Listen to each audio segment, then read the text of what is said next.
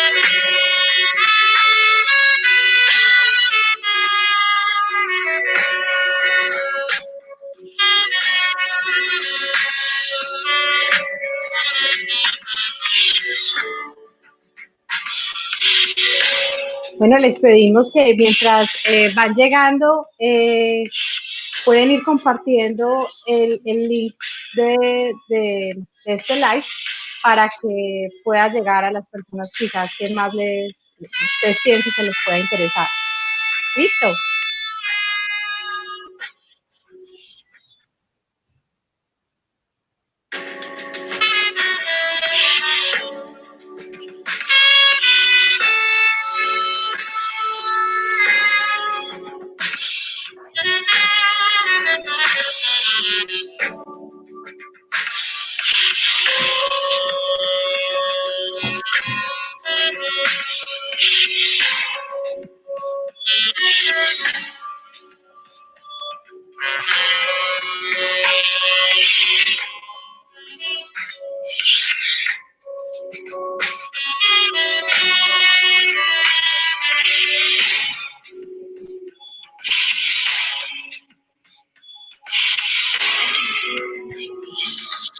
Por aquí ya tenemos, Lili, a Paca saludando.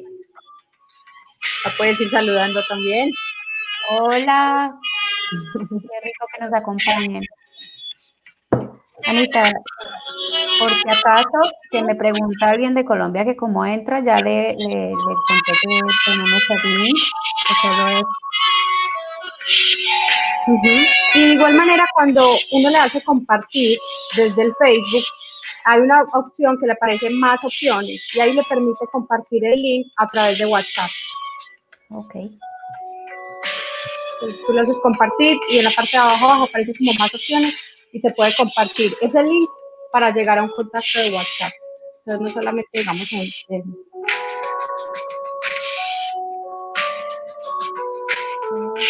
empezamos entonces, creería yo que en 2 minuticos ya vamos en eso. Muchas gracias a todos por conectar.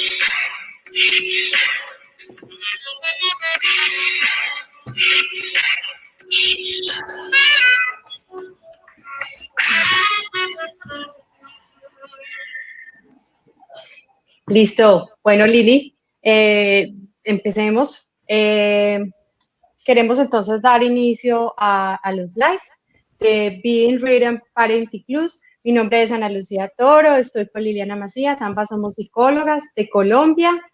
Pues es el primero que vamos a hacer en nuestra página. Esperamos hacer uno cada mes para que estén todos muy atentos y compartan con las personas que consideren pueda interesarles nuestros temas.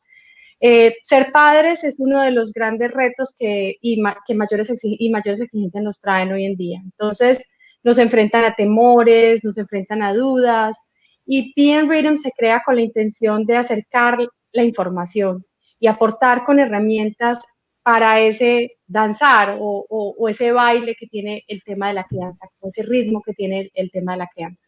Entonces, nuestra intención es, como psicólogas, aportar desde nuestro conocimiento y experiencia para todo ese proceso de crianza que tengan a través de y que necesiten para sus hijos. Vamos entonces, todas las temáticas que nosotros vamos a abordar y los posts que manejamos en nuestra información de la página, siempre va a estar ligada a, digamos, como a los dos referentes.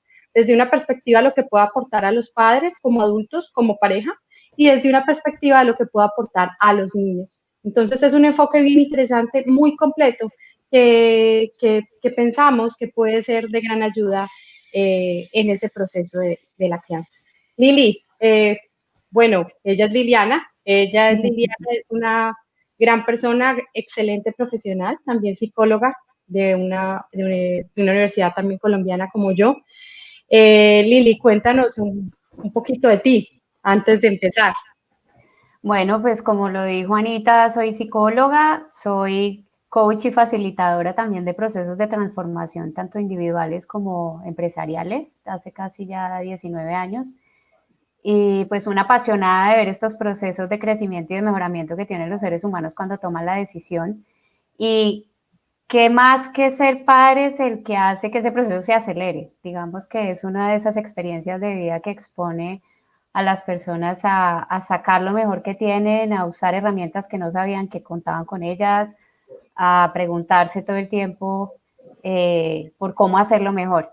Entonces, por eso también nace este Being Rhythm, porque tú y yo pues somos unas apasionadas de ver estos procesos y sabemos que la información y que las herramientas que hay como disponibles son varias, son muchas, y que en la medida en que nosotras podamos ser unas facilitadoras de eso, pues como que cumple un poco con la misión que tenemos los psicólogos o las personas que hacemos este tipo de trabajo, que es poner al servicio de otros lo que hay para una vida mejor. Así que eso más o menos soy yo también. Entonces, bueno, y hoy vamos a hablar de un tema bien interesante. Estábamos pues como organizando las temáticas que íbamos a abordar. Pues un saludo también para Esther, para Beatriz Elena, que también se conectan, que también te están saludando, Lili. Hola. Bueno, y la idea es, ¿por qué higiene mental? ¿Qué es higiene mental? Háblanos un poquito de eso, Lili.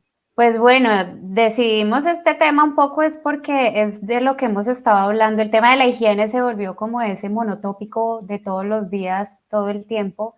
Creo que es un momento en el que somos más conscientes que nunca de la necesidad de estar limpios, de cuidar nuestro entorno, de cuidarnos nosotros mismos, de tener espacios desinfectados, digamos, y una de las cosas que pensamos que es bien relevante ahorita es que con tanta información tan frecuente y de tantas fuentes, como que nuestra cabeza se está volviendo también ese espacio que hay que de pronto ayudarle a depurar y a limpiar. Como que no solamente se nos queda en una práctica que debe estar enfocada en que nuestro cuerpo y nuestro entorno estén limpios, sino que nuestra cabeza también de alguna manera se permita como ese ejercicio. Entonces, creería, Anita, que para arrancar lo primero es que nos pongamos de acuerdo como en cuál es el concepto de higiene que estamos manejando o que todos entendamos lo mismo, y es que higiene es un conjunto de conocimientos y de prácticas que lo que buscan es minimizar que se den los factores que pueden, que faciliten que salgan elementos que son nocivos para nuestra salud. Digamos que la higiene tiene un conjunto también de hábitos de autocuidado, que lo que hacen es promover nuestra salud y evitar o minimizar al máximo la aparición de factores que traigan enfermedades o infecciones. Entonces, si estamos de acuerdo en que eso es higiene, cuando pensamos en nuestra mente, pues un poco es también ese conjunto de higiene mental, es ese conjunto de conocimientos, de prácticas y de hábitos sobre todo, que le ayudan a nuestra mente a minimizar la aparición de esos elementos que pueden hacer que aparezcan otras cosas que no son tan buenas para nosotros y para nuestra salud. Y que también tiene que ver un poquito, digamos, ahora como con lo que obliga toda esta situación de confinamiento y todo el tema de la limpieza y la rigurosidad con la misma. Es no solamente esa limpieza desde los materiales que yo uso o los cuidados que yo tengo externos, sino también cuáles son los cuidados que estoy teniendo con mi propia mente, cómo es aquello que puedo, con lo que puedo generar limpieza y que puedo, digamos, hacer a un lado, y cuáles son aquellas cosas que sí puedo incorporar de manera positiva para mi bienestar.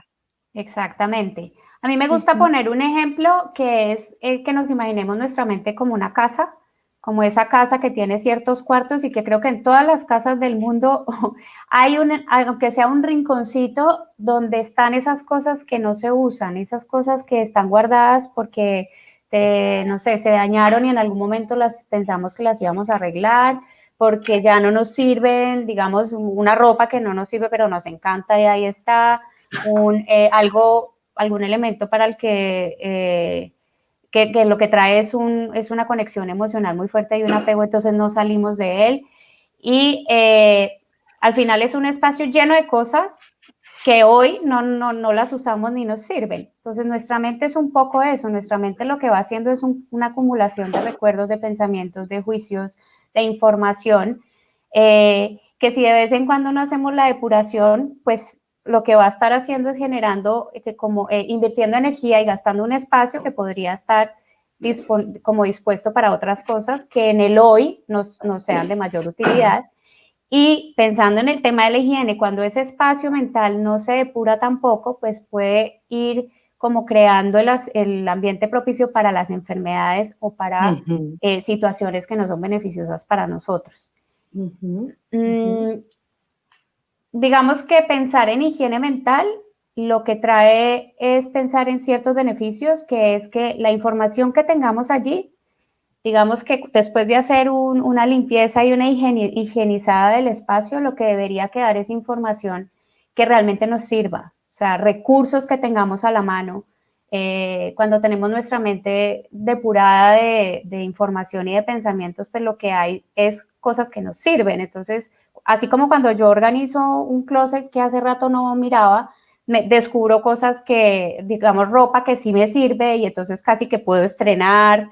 Me encuentro la cartera que no veía hace 1000 años y pensé que la había botado y ahí está, y vuelvo y me la pongo y la gente dice, uy, que como se ve bonito, casi que eso nos pasa con la cabeza cuando logramos hacer depuración de pensamientos. Es, si yo dejo a la mano la información que ya está saneada, lo que va a pasar es que la encuentro más rápido, accedo más rápido a ideas, a recursos, a la misma información, que sí sirve y que sí me aporte para estar en un mejor lugar en el hoy.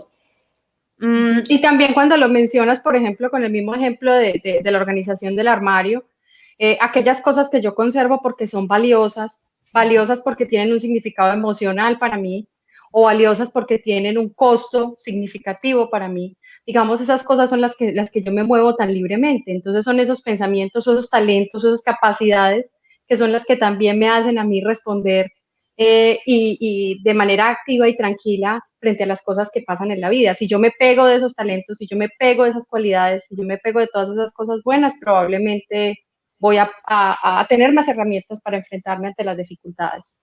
Mira que como coherente con lo que tú estás diciendo, pues realmente la higiene mental lo que busca es que la información que quede sea útil. Piensa que hay estudios, imagínate que hay estudios que demuestran que nosotros en el día tenemos un promedio de 60.000 pensamientos andando y que la mayoría de esos pensamientos son o negativos o están atados a cosas que ya pasaron y pues, cosas del pasado o que son simplemente repetitivos.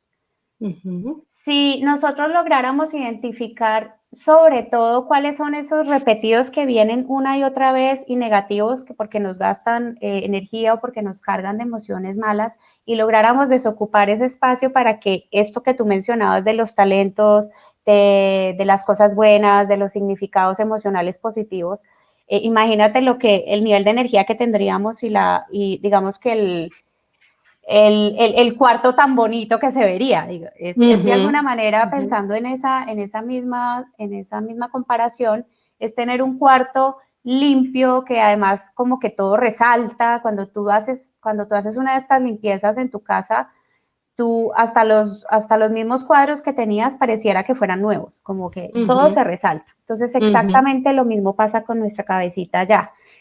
Y hay un ejercicio que es, digamos, el primer paso para estos procesos de limpieza y de higiene mental, que lo propone la psicología conductual y que tiene que ver con un inventario de pensamientos. Entonces, no es que les vamos a decir que van a hacer el inventario de los 60,000 pensamientos promedio que nos pasan por la cabeza en un día, pero sí que... Los más recurrentes. Claro, entonces, para poder ver esos visitantes frecuentes, digamos, el ejercicio consiste en que se regalen un día, que aquí hago la claridad de que sí va a necesitar que hagan un trabajito, pero es un día nada más por una paz mental después, pero es por un día, entre el momento en el que se levantan y se acuestan, setear una alarma en el celular que suene cada hora. O sea, cuando yo me levante en la mañana, setear que cada hora me suene un recordatorio, una alarmita. ¿Qué va a pasar cuando suene esa alarma? Agarren con qué escribir, papel y lápiz o en el mismo celular o lo que tengan para escribir, y plasmen lo que están pensando en ese momento, sin echarle mucha cabeza. Es decir, aquí no queremos que redacten el pensamiento que quede correctamente o que le den una justificación al pensamiento. No, ustedes escriban lo que en ese momento está apareciendo ahí. Pucha, se me olvidó apagar la luz. Uy, esta pared está sucia. No sé, en lo que en ese momento su cabeza esté, plásmenlo ahí. Y la idea es que cada hora hagan ese mismo ejercicio durante un día. ¿Qué va a pasar? Al final de esa jornada, cuando ustedes empiecen a revisar la lista, se van a dar cuenta que están estos visitantes recurrentes, que va a haber seguramente un grupo de unos ciertos pensamientos que vienen una y otra vez, no importa en qué anden ustedes. Usualmente esos pensamientos recurrentes hasta nos acompañan en los sueños y nos acompañan segurito en esa levantada que tenemos a veces a la madrugada. Ahí se instalan. Entonces, ¿qué van a hacer con esa lista? Primero es hacer esa selección o esa asociación de esos pensamientos recurrentes. Esto lo pueden hacer con un marcador de colores, el rojito para el primer pensamiento, lo que sea. Y van a sacar esos pensamientos que son visitantes frecuentes. Después van a tomar el primer pensamiento o lo primero que plasmaron ahí que se repite. Van a leer y van a tratar de identificar qué es. ¿Es un juicio? ¿Es una tarea pendiente? ¿Es simplemente una información que oí en el noticiero y me quedó dando vueltas? Quiero que traten de identificar qué es esa información que está allí. O si es una cosa que yo tengo que hacer y no he hecho, bueno. Y una vez identifiquen eso, entonces se van a hacer una primera pregunta. Y es, ¿hay algo que se pueda hacer con esto? O sea, ¿hay algo que se pueda hacer en relación con este pensamiento, con esto que escribí? Si la respuesta es sí, entonces la segunda pregunta que se van a hacer es, ¿me corresponde a mí hacerlo? ¿Soy yo quien puede hacer algo en relación con eso? Y si la respuesta es sí nuevamente, pues van entonces a plasmar la actividad. Van a decir, listo, voy a hacer tal cosa. ¿Qué pasa cuando hacemos esto para nuestro inconsciente? El inconsciente no identifica qué es la diferencia entre cuando yo hago algo y cuando escribo que voy a hacer algo. Es decir, para él, cuando ya hay como una secuencia lógica de acciones o hay un cierre para un pensamiento y hay una acción o un cierre del ciclo, él como que chulea esa actividad y le baja la emocionalidad al pensamiento. No quiere decir que entonces ustedes ponen la acción y el pensamiento se desapareció, no. Y tampoco quiere decir que entonces no hagan la acción, háganlo, háganlo. Pero lo que sí se van a dar cuenta es que la carga emocional con la que viene ese pensamiento a su mente la próxima vez va a ser un poco menor. ¿Por qué? Porque ya lo están atendiendo, ya lo vi, ya listo, venga, es esto y ahora digo que voy a hacer esto. Entonces como que le baja la intensidad. Ahora, ¿qué pasa si la respuesta a la primera pregunta es no, no se puede hacer nada con eso? Bueno, pues ahí vamos a aplicar algo que los psicólogos usamos mucho y seguramente han oído todos nuestros participantes varias veces y es soltar. ¿Que cómo se suelta? Bueno, lo primero es que así como cuando ponemos una acción, nuestro inconsciente chulea la actividad, cuando yo reconozco y solo me permito ver y decir, yo ante esto no puedo hacer nada, no hay algo que se pueda hacer. Nuestro inconsciente también como que se relaja y dice, ok, listo, vuelvo y digo, no es que el pensamiento no va a volver a aparecer, pero cuando yo manifiesto de manera clara frente a un pensamiento que no hay algo que se pueda hacer o que no hay una acción concreta que afecte eso que me está como dando vueltas, mi inconsciente también descansa. ¿Qué pasa si la respuesta es sí hay algo que se puede hacer, pero no soy yo? Digamos, a la segunda pregunta la respuesta es no soy yo el llamado a hacer. Si yo conozco a quien puede o puedo delegar o puedo trasladar la preocupación, el pensamiento o lo que sea, lo voy a hacer. Digamos, esa sería mi acción. Entonces, listo, entonces se lo paso a fulanito que sí puede hacer. Pero hay casos en los que, por ejemplo, la respuesta puede ser, sí hay algo que se puede hacer. ¿Quién? El presidente de la República. Ok, tal vez ahí tenga que volver otra vez a hacer mi suelte. ¿Por qué?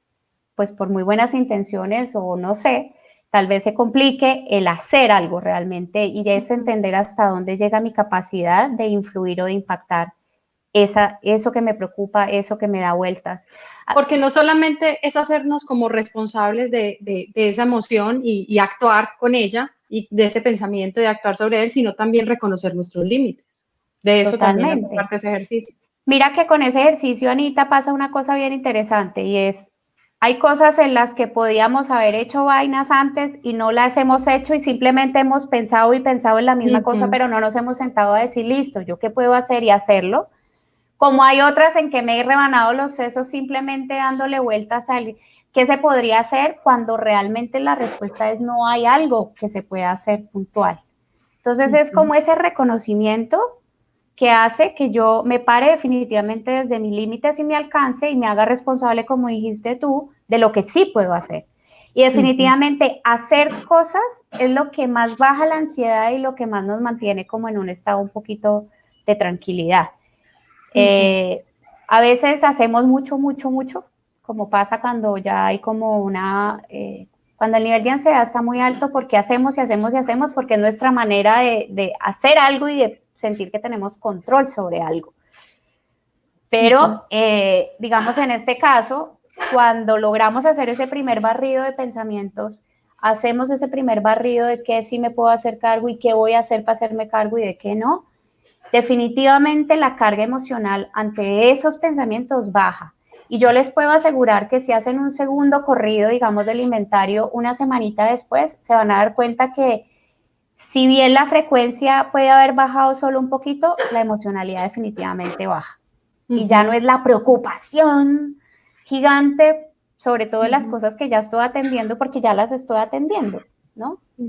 Entonces, es que digamos eso es parte como de, o sea, cuando uno reconoce algo y se adueña y se responsabiliza de esa emoción o de ese pensamiento, de una u otra manera es ese hacerse responsable y también ayuda siempre el ponerlo en palabras. El ponerlo en palabras siempre va a mitigar la angustia, siempre va digamos, como que va a servir de espejo para enfrentarme hacia la realidad que yo hay veces quiero o no quiero ver, o pues me hago el bobo frente a eso.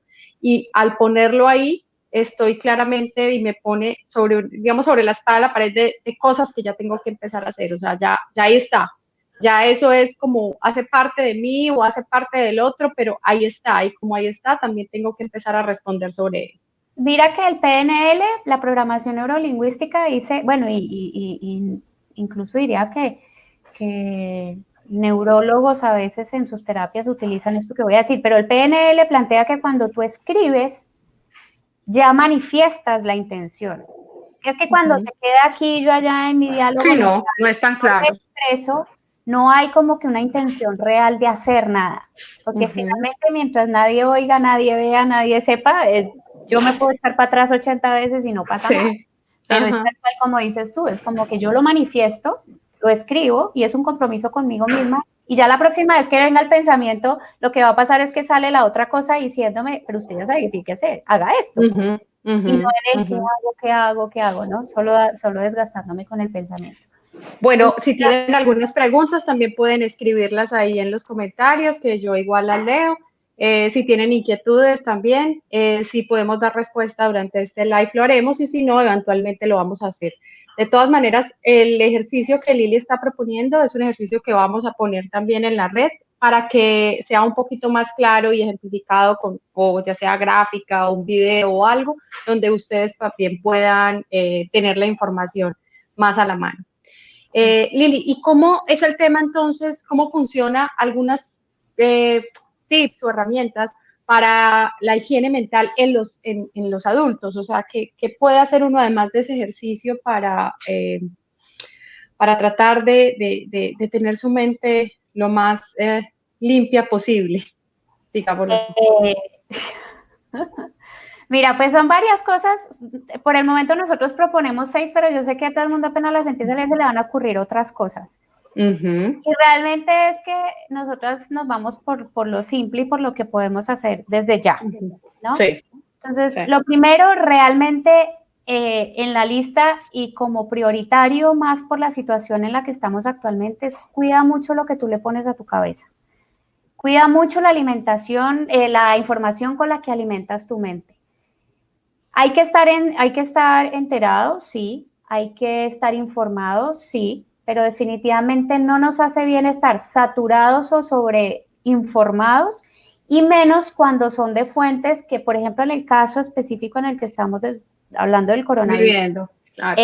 Pues tienen que no sean fuentes confiables, porque la realidad es que es una situación de incertidumbre que solita trae ansiedad, y si aparte llenas tu cabeza con información no confiable, no verídica, pues no real, lo que vas a hacer es incrementar el estrés y la ansiedad. Pero eso aplica para cualquier tipo de información. O sea, no sé. Sí, no solamente con el caso de la pandemia que estamos viviendo, o sea, cualquier información. Mucho, exacto. Hay que cuidar mucho con lo que alimentamos nuestro cerebro. ¿Qué leemos? ¿A qué le ponemos nuestra atención? ¿A qué le creemos? Porque creer en algo que leemos, o sea, si yo ya le pongo como mi confianza a eso que leí, eso se vuelve también realidad para mi cerebro. Entonces él empieza a tener que hacer algo con esa información y me la va a mandar 800 veces hasta que yo decida hacer algo con eso. Es que es como tan sencillo como lo que creo es lo que creas. Tal cual. Entonces esa es la forma. Ese es el primer punto, y de verdad que seamos cuidadosos de a qué le estamos poniendo nuestra atención y qué tipo de información estamos trayendo a nuestra cabeza. Lo segundo es que definitivamente cuando un pensamiento te visite muchas veces, páralo y obsérvalo, porque algo te está pidiendo hacer. O sea, cuando un pensamiento te dé vueltas y vueltas y vueltas, no nos quedemos en el discurso de no, es que tengo la cabeza a mil. No, para, míralo. ¿Qué es lo que te está pidiendo ese pensamiento que viene de manera recurrente que hagas con él? Que tengas una conversación, que sueltes algo, que hagas algo, que se lo traslades a alguien. O sea, ¿qué? Para, pero no te permitas no atender esos pensamientos que vienen. Porque todos sabemos, yo creería que sin hacer el inventario, cuando propusimos el ejercicio, mucha gente ya hizo un top 5 más o menos de los pensamientos que vienen. Sí. Entonces, no dejes de atender esos pensamientos, o sea, no lo hagas. El tercero es, nútrete con información, con canciones, con lecturas, con gente que sea como energizante para ti. Es decir, voy a decir esto que de pronto en este momento entra un poquito chocante, pero si tú eres una persona ansiosa con el coronavirus, si en este momento, por ejemplo, con el coronavirus estás en un nivel de ansiedad muy alto, por favor no llames a tu amiga que es igual de ansiosa que tú, porque eso lo que va a hacer es potenciar la ansiedad, el miedo, el temor, el discurso alrededor de todo lo malo que puede pasar, llenar espacios en blanco de la información con los peores escenarios, que es lo que hace nuestra mente cuando está ansiosa. Entonces, no lo hagas, por favor. O sea, más bien busca ese amigo que es un poquito más relajado o que te hace reír siempre o que ponte a ver esa serie que te parece divertida en Netflix o esa película, esa comedia tonta que como digo yo, es de esas para no pensar, sino para estar ahí, reírse y entretenerse. O sea, no solo cuida la información con la que alimentas tu cerebro, sino todo lo demás. Pon música que te gusta, no pongas música que te hace poner triste. Por ejemplo, películas. A mí en estos casos, o en los estados a veces en los que estamos ansiosos o sensibles, yo, por ejemplo, recomiendo evitar películas que nos pongan sensibles, de las que nos hacen llorar, aun cuando sea no un llorar de tristeza profunda, sino que esas que nos conmueven tanto que lloramos, porque la realidad es que estamos en un estado emocional que ese tipo de estímulo lo que hace es que nos pone más down. Como que si yo estoy medio tristongo, tal, y pongo esta película que justo es así súper conmovedora, lo que hace es que afloren en mí de una manera más profunda y más fuerte todas esas emociones que no es lo que estoy buscando. Digamos, si yo quiero estar con mi cabeza como un entorno saludable y que sea capaz de controlar esos elementos que no son beneficiosos para mí y demás, pues yo necesito es estar con la energía alta, con estímulos que realmente me pongan contento o por lo menos me transmitan paz y no más de la ansiedad o de la conmoción que ya tengo. Utilicen, porfa, hay muchos recursos ahora disponibles, utilicen los recursos disponibles para ayudarle a la mente a calmarse. Entonces hay aplicaciones como Insight Timer, está el mismo YouTube, si uno pone en YouTube meditaciones o música de relajación o hay visualizaciones dirigidas para bajar la ansiedad, todo eso sirve. Incluso hay esta música que es para bajar la frecuencia de nuestro sistema nervioso y demás. Pónganlo cuando estén lavando los platos. O sea, no hay necesidad de que se sienten en pose zen, ni que hagan una forma con su cuerpo de yoga. Flor de loto, no hay necesidad. Pónganlo de fondo y se van a dar cuenta que eso ayuda, porque eso ayuda, manda ondas pues al cerebro que le ayuda a tranquilizarse.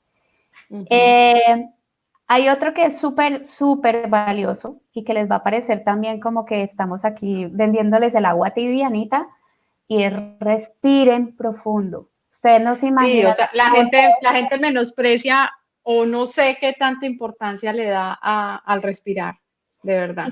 Y la realidad es que la mayor parte del tiempo respiramos muy superficialmente. Respiramos, el aire entra como hasta aquí nomás.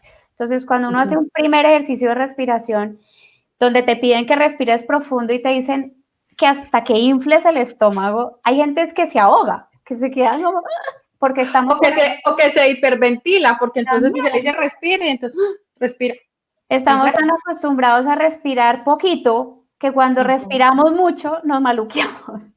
Pero respirar profundo, o sea, hacer un pequeño ejercicio de respiración solamente con inhalar por la nariz profundamente, contando mentalmente hasta 5, sostener hasta 3, cuentas hasta 3 sosteniendo la respiración y después botas por la boca con fuerza. El cuerpo se oxigena y eso hace que se disparen como los calmantes naturales que tenemos en nuestro organismo.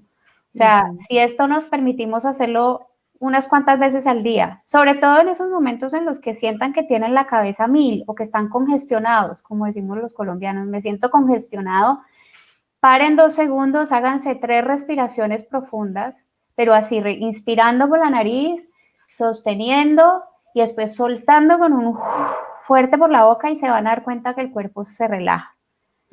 Está a la mano, lo tenemos puesto a la hora que quieran, cuando No es quieran. costoso. Es gratis, infinito, mientras estemos vivos es infinito, entonces usen la respiración como mecanismo para aquietar la mente. Y el último es ríanse.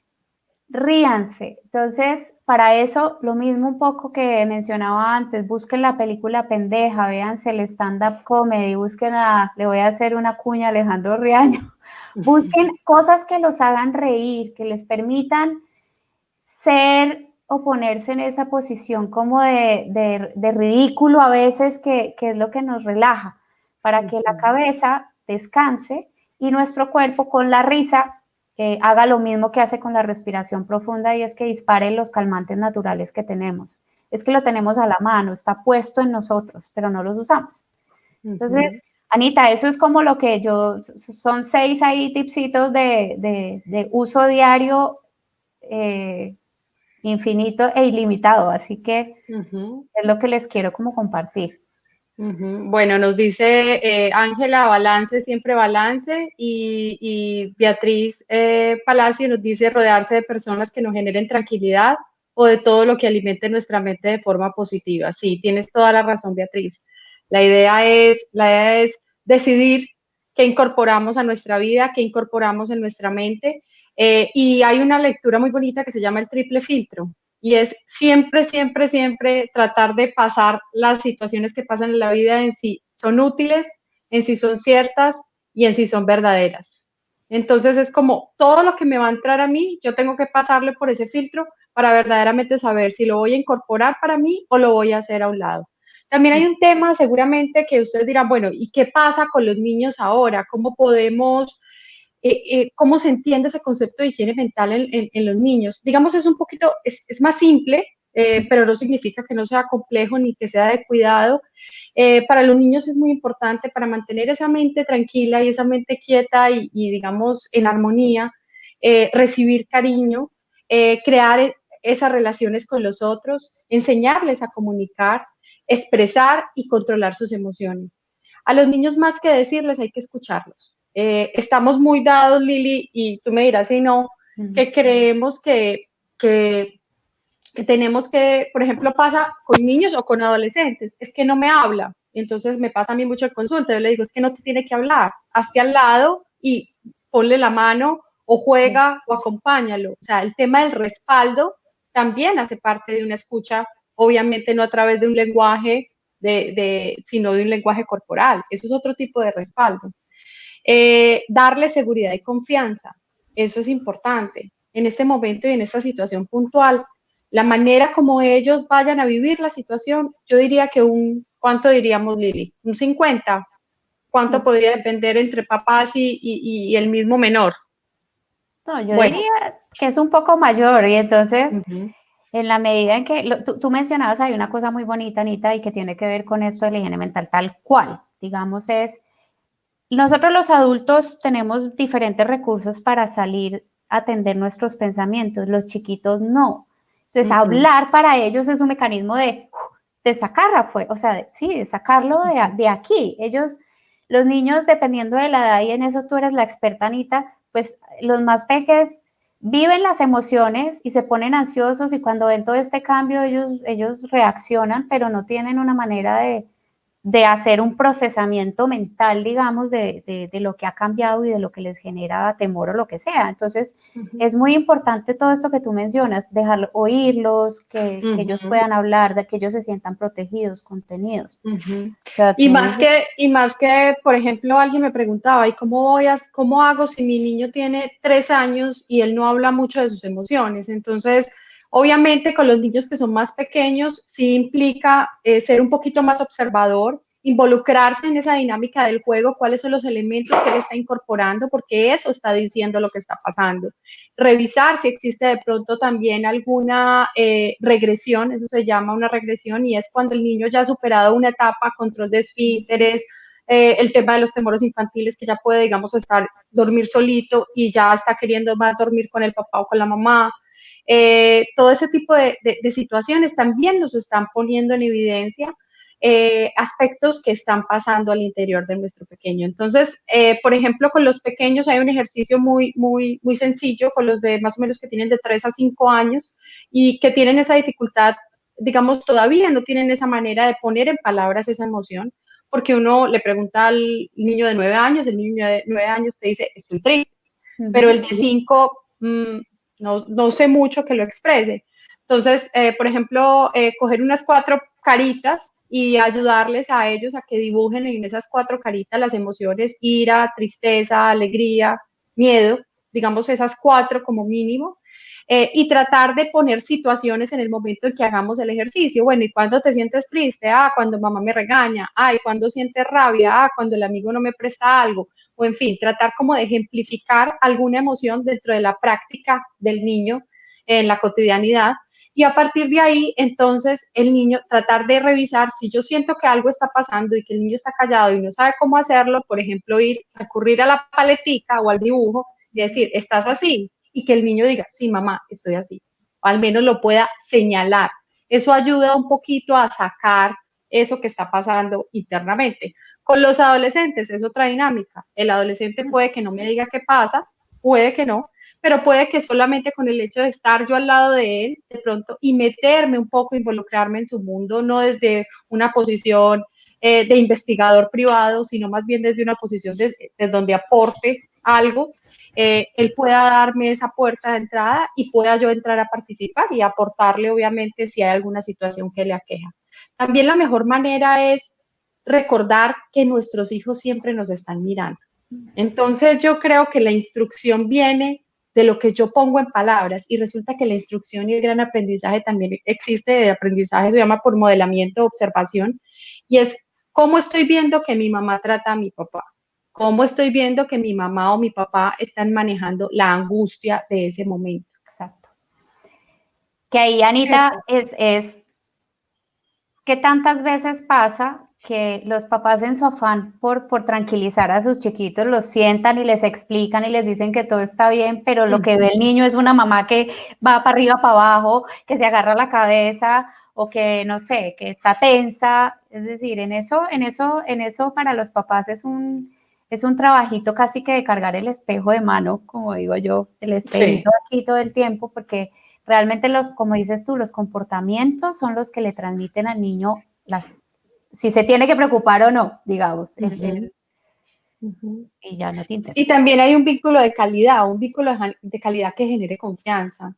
El vínculo de calidad no es el vínculo de cantidad, o sea, es qué tanto yo estoy compartiendo con él, así sean media hora de mi día, en qué tanto me estoy involucrando en su pequeño mundo, qué estoy identificando en estos días. Por ejemplo, mi sobrino estaba jugando con un tema como de médicos y esas cosas, pues es que mi sobrino tiene 5 años, entonces, como ¿por qué está jugando eso? ¿Cuáles son sus preocupaciones? Él sabe que su tía no puede coger 3 aviones hoy porque no puede viajar. Entonces, ¿pero por qué no puede viajar? Ah, porque hay un virus y el virus es malo y mata y él va a matar el virus. Entonces, son cosas que uno tiene que empezar a entender dentro de la realidad del menor para poder, digamos, como que transformar un poquito, enseñar, aportar, brindar como ese respaldo de que yo estoy ahí como adulto, como creo que sé las cosas que se hacen bien, pero al menos, digamos, como con un poquito de mayor experiencia, digamos, en el camino de la vida y que puedo brindarte todo eso que tú necesitas, ¿cierto? Y hago así porque yo sé que, pues, lo que dicen, ningún papá, ninguna mamá viene con el manual debajo del brazo de cómo hacer, pero tampoco podemos depreciar ese instinto y tampoco podemos depreciar como menospreciar ese amor y ese conocimiento que nosotros tenemos también de nuestros hijos, ¿cierto? Sí, ese sexto, séptimo sentido, como lo mencionan muchas personas, donde nosotros también podemos identificar eso. También revisar, por último, cómo son nuestras retroalimentaciones, de qué manera eso aporta mucho a la higiene mental de mi pequeño, y es cómo le estoy diciendo las cosas, desde un enfoque positivo, desde un enfoque de reforzamiento, desde lo que ha aprendido, o desde un enfoque negativo, desde el reproche o desde el castigo, ¿sí? Entonces, hay veces, y más aún ahora, que puede que los niños estén un poquito más, con más rabietas, más llorosos, un poquito más vulnerables, más calladitos, o sea, sus emociones están un poquito turbias, por decirlo de cierta manera. Entonces, ¿cómo yo puedo empezar a decir, no, es que es el necio, es que usted tal cosa, es que, o sea, como desde el reproche, y no me estoy dando cuenta que eso que estoy manifestando también lo está marcando? Cuando yo le digo a un pequeño que se está portando mal o que está teniendo un comportamiento que no es adecuado, desde un enfoque positivo, desde lo que ha logrado, ay, mira, tú sí eres capaz, mira cómo levantaste la mesa, mira que tú sí eres capaz, es que tú eres un niño muy bueno, ayudas a la mamá, te felicito, mira, hiciste esto. Desde un enfoque positivo yo le voy dando a él esa tranquilidad y esa seguridad de que él también tiene cosas buenas, de que él no es ese puntico negro en el que se tiene que sentir mal y de que él obviamente tiene que darse cuenta que aquellas cosas que no son tan buenas y que yo de todas maneras con el reproche o con el castigo puede que se las marque, él también puede reconocer que también puede empezar a transformarlas, pero que también en la balanza de la vida que alguien mencionaba ahí como comentario, y es que él también puede ir estableciendo esa balanza, de saber qué cosas debe transformar dentro de las malas y qué cosas puede seguir haciendo dentro de las buenas. La higiene mental es algo, digamos, yo diría, Lili, que es algo como que no se hizo y digamos como que se queda ahí de una manera estática. Yo creo que es algo sobre lo que nosotros estamos trabajando mientras estamos vivos, ¿cierto? Sí, total, O totalmente. sea, sí. Y requiere que, como lo dije al principio cuando estábamos hablando del ejercicio, requiere un trabajo. Es decir, así como comer de manera saludable, para tener un cuerpo saludable, pues yo tengo que ser consciente de qué me como, de si hago ejercicio o no, de cuáles son mis hábitos del día a día, o si yo quiero tener un entorno que es higiénico y que está limpio y sano y que promueve mi salud, pues lo mismo, igualito tengo que hacer con mi mente. Es un ejercicio de estar corriendo de vez en cuando ese inventario, sobre todo en los momentos en los que se sientan más abrumados. Digamos que yo sé que sirve, nosotros sabemos que funciona, porque Sí. volvemos a lo mismo. Poner en evidencia qué es lo que está allí y hacerme cargo de lo que sí puedo y darme cuenta de que hay cosas que no y soltar van a generar una tranquilidad distinta. Y tú decías una cosa muy interesante con lo de los niños, Anita, y es que voy a mencionar un poquito algo que de una publicación anterior de nosotros que pusimos sobre inteligencia emocional en los niños, cómo enseñarles. Pues la higiene mental está muy ligada también a la inteligencia emocional y este es un momento de coyuntura, digamos, para las familias. Todas las familias del mundo están viviendo cosas muy parecidas, en donde es una oportunidad fantástica para empezar a sembrar esos pinitos de inteligencia emocional y de higiene mental en los chiquitos. Toda esa comprensión de lo que ellos nos manifiestan en sus juegos, toda esa manera que tú proponías de acércate, observa y vincúlate sí, vincúlate como con su quehacer diario para que te des cuenta qué está pasando allí. Son pinitos de la base de una inteligencia emocional desarrollada y definitivamente de una higiene mental. Cuando un niño aprende a expresar sus emociones, a darle una comprensión a lo que siente y se lo puede manifestar a sus papás, ahí ya estamos hablando de que él aquí va a ir dejando solo lo que le sirva, digamos, no se va a quedar dándole vuelticas a información sin tener una explicación o un contexto que le ayude a procesarlo. Entonces, van muy de la Así es. mano las dos cosas, inteligencia emocional y higiene mental van muy de la mano. Así Sobre es. todo en los chiquitos. Entonces, pues es importante como primer punto crear un sentido de pertenencia, ayudar que nuestros niños se sientan conectados con los padres, que se sientan conectados con amigos, que se sientan conectados, promover la capacidad de recuperarse, enseñar a superar las dificultades, ¿sí? Hay veces pasa que ellos, pero es que yo cómo lo voy a regañar, pero yo cómo lo voy a frustrar. Es importante que ellos tengan las primeras frustraciones en el hogar, al interior del hogar, porque es una frustración que se enseña con amor Sí. y que en ese momento también se va a dar el respaldo. Ayudarle a desarrollar sus competencias, sus talentos, sus capacidades, en qué se puede mover él con tranquilidad, generar ese entorno positivo y seguro, enseñarle a tomar decisiones. ¿Cómo le voy a enseñar a mi niño de 3 años a tomar decisiones? Él sí puede decidir. Desde el momento de, ¿quieres tú coger la cuchara o te doy yo la comida? ¿Quieres coger este juguete o quieres coger el otro? ¿Sí me entiendes? Desde ese momento eso es una pequeña decisión, obviamente, que no marcará muchas cosas, pero que a él también le va a permitir ganar sobre todo poder y control sobre sus acciones. Eso sí, de una manera responsable. Enseñarle la toma de decisiones entonces y fomentar la ayuda mutua, también generar esa empatía, esa sensación de comunidad, esa sensación de brindarse apoyo, porque también higiene mental tiene una connotación, Lili, tú me dirás si no, ya para terminar. Si la higiene mental tiene que ver también, ayuda un poco a ese tema de ese relacionamiento con el otro. Cuando yo me relaciono con el otro también me oxigeno en cierta medida y también limpio un poquito mi mente. Claro que sí, digamos que la medida, como decíamos al principio, que higiene mental, uno de los beneficios que tiene es que yo tenga la información más limpia, sana, a la mano, que yo tenga recursos disponibles, que yo pueda acceder de manera fácil a experiencias y a conocimientos que a mí me sirvan para resolver mi día a día, pues hace que yo también en mi relacionamiento sea más eficiente, tal vez si se quiere, o más,